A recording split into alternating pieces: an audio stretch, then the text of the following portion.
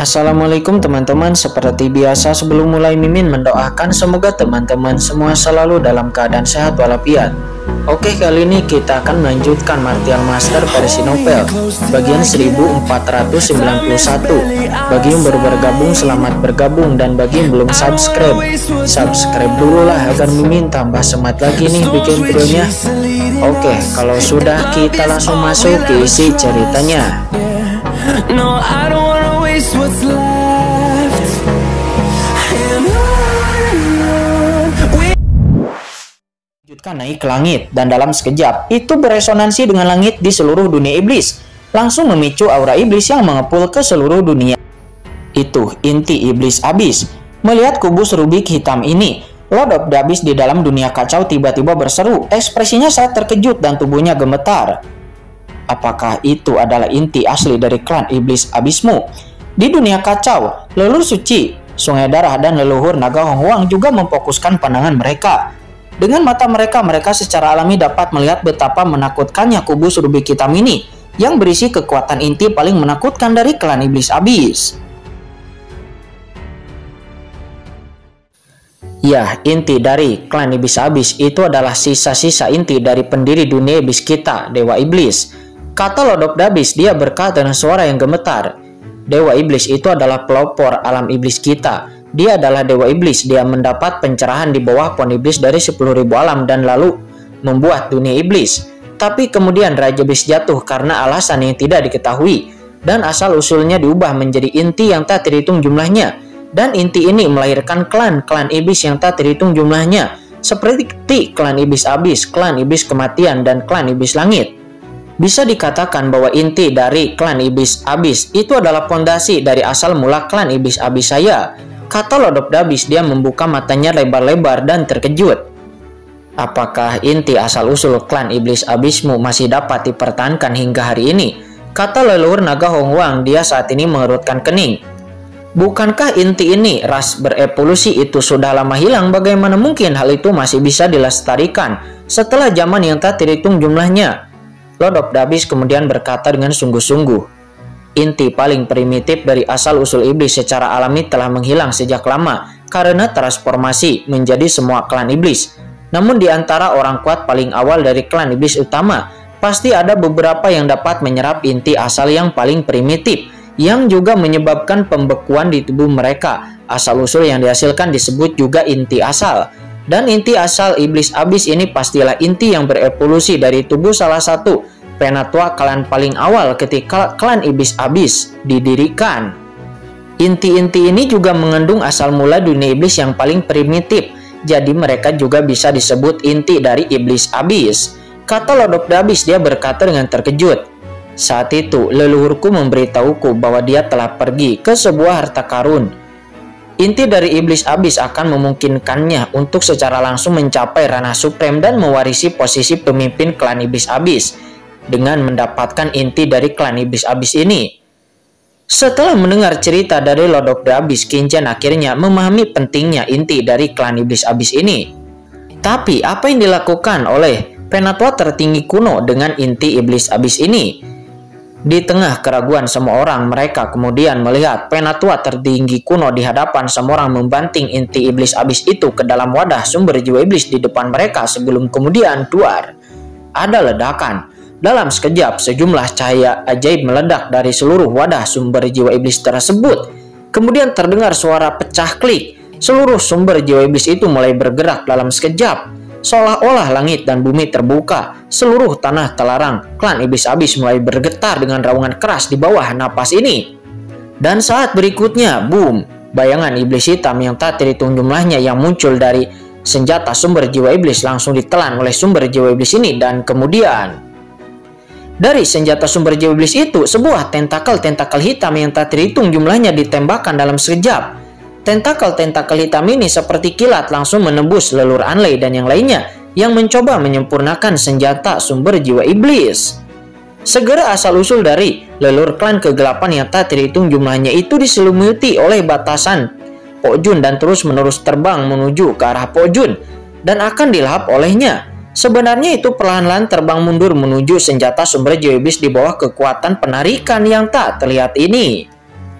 Apa-apaan ini? Kata Tuan Po Jun, dia berubah warna dan dirinya merasakan kekuatan yang kuat muncul dari senjata sumber jiwa iblis, bersaing dengan dirinya untuk mendapatkan asal-usul dari kejauhan leluhur Anley dan yang lainnya.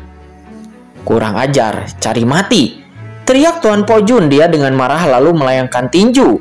Duar, kekuatan tinju yang besar langsung menghancurkan kehampaan, dan kekuatan tinju yang berputar menyapu, mencoba meledakkan kekuatan ini dan mendapatkan kembali asal-usul leluhur Anley dan yang lainnya.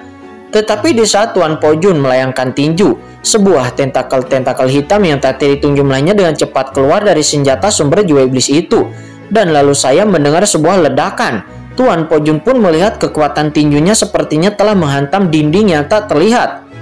Tinjunya pun meledak dan berubah menjadi aura gelap murni sebelum kemudian kembali ke wadah sumber jiwa iblis. Dan tinju yang dilancarkan oleh Tuan Po Jun itu menghilang dalam sekejap. Pada saat ini asal-usul leluhur Anley dan yang lainnya langsung ditelan oleh tentakel-tentakel hitam yang menembus tubuh mereka, dan itu memasuki sumber jiwa iblis dalam sekejap. Boom! Di atas senjata sumber jiwa iblis itu, aura gelap yang menakjubkan langsung keluar dan aura yang mencapai langit juga menyapu. Tidak, pada saat ini lusinan leluhur klan kegelapan itu seperti tusuk sate. Mereka tertusuk langsung oleh tentakel-tentakel gelap yang ditembakkan dari senjata sumber jiwa iblis tersebut. Dan esensi di dalam tubuh mereka dimakan dengan liar sebelum kemudian mereka semua meledak satu demi satu. Mencari kematian. Tuan Po Jun yang melihatnya ketakutan dan marah. Segera tangan hitam besarnya keluar dengan paksa dan meraih senjata sumber jiwa iblis. Tanpa leluhur Anley dan asal-usulnya, dirinya akan kehilangan kesempatan untuk bisa menerobos ke ranah puncak supreme. Duar, kemudian sebuah telapak tangan besar muncul di langit, seolah-olah dewa kegelapan telah mengulurkan tangan raksasanya dan ingin meraih sumber jiwa iblis dengan erat. Pada saat ini sumber jiwa iblis itu pun terbelah, namun kemudian sesosok tubuh perlahan bangkit dari senjata sumber jiwa iblis tersebut. Kemudian senjata sumber jiwa iblis tersebut tersebar langsung berubah menjadi seberkas cahaya sirih hitam yang langsung memasuki tubuh sosok hitam itu. Aura yang luar biasa menyapu seluruh area telarang kegelapan. Itu anggota klan iblis abisku. Patirak abis dan yang lainnya langsung hadir langsung tercengang. Tidak ada yang bisa mengira bahwa masih ada orang di dalam senjata sumber jiwa iblis ini. Terlihat sosok hitam ini masihlah sangat muda, tetapi seluruh tubuhnya diselimuti oleh energi iblis yang tak ada habisnya. Di dalam energi iblis ini juga terdapat aura gelap seperti yin dan yang tai chi yang berputar satu sama lain. Kedua kekuatan tersebut terintegrasi dengan sangat sempurna. Faktanya apakah itu si Kong Jing ataupun Tuan Po Jun, meskipun keduanya memiliki kekuatan kegelapan dan juga kekuatan iblis, namun mereka hanya mencapai keseimbangan halus di antara keduanya dan tidak bisa bercampur secara sempurna. Namun kekuatan kegelapan dan kekuatan iblis abis pada sosok hitam di depan mereka saat ini itu terintegrasi dengan sangat sempurna, seolah-olah itu dilahirkan seperti ini. Jalannya sangat utuh dan dia tetap berpegang kepada alam. Bagaimana ini bisa terjadi? Kata Tuan Po Jun, dia kaget sekaligus marah. Sumber kegelapan pada sosok hitam ini sangat tepat dan juga sangat sempurna, seolah-olah dirinya adalah anggota klan kegelapan mereka sendiri. Terlebih lagi, kemurnian kegelapan di tubuh lawan bahkan tidak kalah dengan keluarga kerajaan kegelapannya. Bagaimana hal ini bisa dilakukan? Sementara saat ini penatua tertinggi kuno tersenyum dingin. Po Jun, tidak ada yang mustahil. Kamu, klan kegelapan, telah mencoba mencium kekuatan klan iblis abisku. Mengapa kita, klan iblis abis, tidak bisa merebut kekuatan itu dari klan kegelapanmu? Dan Raja Iblis itu adalah makhluk kuat yang dilatih secara pribadi oleh leluhur untuk benar-benar menangkap klan kegelapanmu. Kata penatua tertinggi kuno, dia menengadah ke langit dan tertawa. Segala sesuatu tentang klan kegelapan sebenarnya direncanakan oleh leluhur iblis abis. Dan sosok hitam itu disebut oleh dirinya sebagai Raja Iblis. Namun di lain sisi, tidak ada yang memperhatikan bahwa ketika sosok hitam ini muncul, sebuah cahaya dingin tiba-tiba melintas keluar dari mata Qin-Chen. Qin-Mo, gumam Qin-Chen melihat sosok hitam di depannya. Tidak tahu bagaimana Qin-Chen harus bereaksi. Di dunia yang kacau ekspresi, Lord of the Abyss juga nampak lamban dan matanya melebar, menunjukkan ekspresi sangat terkejut. Karena orang yang disebut Raja Iblis oleh penatua tertinggi kuno itu tidak lain adalah Kinmo. Itu tiruan Qinchen. Pada saat ini tubuh Kinmo meletus dengan kekuatan klan Iblis Abyss dan juga kekuatan kegelapan yang sangat menakjubkan. Kedua kekuatan itu bergabung dengan sangat sempurna di tubuh Kinmo dan melepaskan aura yang sangat mengejutkan. Boom, boom. Setelah senjata sumber jiwa iblis diintegrasikan ke dalam tubuhnya, kekuatan di tubuh Kinmo meningkat secara gila-gilaan, meledak dengan tekanan supreme. Namun kekuatan di dalam tubuh Kinmo itu tidak pernah bisa menerobos ke tingkat supreme, dan Kinmo selalu berada sedikit di bawah ranah supreme. Tidak jauh dari sana, Qinchen terus menyipitkan matanya. Persepsiku memang tidak salah. Pantas saja aku selalu merasakan rasa keakraban yang kuat pada senjata sumber jiwa iblis itu.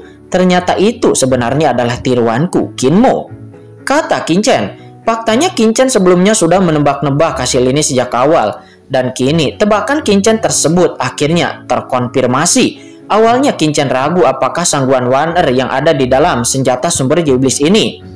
Karena bagaimanapun ketika dirinya berada di harta karun ilahi Dewa Pientin waktu itu, Sangguan Wan'er diubah oleh leluhur Iblis Abyss menggunakan senjata sumber jiwa iblis yang sangat murni dengan kekuatan kegelapan. Jika itu adalah Sangguan Wan'er, maka itu juga akan memberi Qinchen rasa keakraban. Tapi ketika Qinchen merasakan cahaya iblis hitam itu, Qinchen sudah merasa bahwa kemungkinan besar itu adalah Kinmo. Pantas saja setelah saya memasuki dunia iblis, saya tidak merasakan keberadaan klon saya. Ternyata itu ada di dalam sumber jiwa iblis ini, kata Qinchen. Dia merutkan kening. Biasanya selama dirinya dan Kinmo berada di benua yang sama, bahkan jika mereka terpisah sejauh ratusan juta mil, mereka tidak akan bisa untuk tidak merasakan satu sama lain. Tetapi jika berada pada senjata sumber jiwa iblis itu berbeda, karena ini adalah harta paling menakutkan dari klan Iblis Abyss, harta karun terbaik yang diwarisi sejak klan Iblis Abyss baru didirikan. Paling tidak, objek ini adalah harta karun yang levelnya sama dengan pagoda Guyu kuno dan kemungkinan besar melebihi kategori harta karun supreme. Dengan harta karun ini sebagai penutup, Qinchen secara alami tidak akan bisa merasakan Kinmo. Tuan, mengapa Kinmo ada di sini? Pada saat ini di dunia kacau, Lord of the Abyss tidak bisa menahan diri untuk tidak berteriak kaget dan sedikit bingung. Anda harus tahu bahwa Kinmo masih merupakan keturunan yang dia terima di alam rahasia Lautan Guntur di benua Tianwu untuk menipu penguasa iblis Yuan. Qinchen dengan bantuan kucing hitam besar waktu itu, dia memisahkan benih spiritual emas iblis alien dari tubuhnya sebelum kemudian dapat menciptakan klon Kinmo dan lalu menipu Lord of the Abyss sehingga mendapatkan warisan dari Lord of the Abyss dan kemudian memberikan pukulan fatal kepada Lord of the Abyss waktu itu. Kemudian setelah waktu itu Qinchen terbang ke surga dan Kinmo juga ikut bersama Qinchen waktu itu. Di saat melintasi lautan pasang surut surga, Qinchen menggunakan jalur dunia iblis untuk membiarkan Kinmo pergi langsung ke dunia iblis untuk berkembang. Tetapi tidak ada kabar setelah itu. Bahkan Qinchen yang memerintahkan Tu Moyu dan Ling Yuan dari klan iblis mati dan klan iblis suci untuk menyelidiki keberadaan Kinmo, mereka tetap saja tidak menemukan apapun. Tapi siapa yang tahu bahwa Kinmo sebenarnya berada di wadah senjata sumber jiwa iblis di area terlarang di penjara iblis tak terbatas ini, dan sepertinya Kinmo itu telah melebur ke dalam senjata sumber jiwa iblis ke tingkat yang sangat mencengangkan. Dia bahkan menjadi putra iblis dari klan Iblis Abyss. Apa kalian semua tahu bahwa Kinmo itu adalah tiruannya?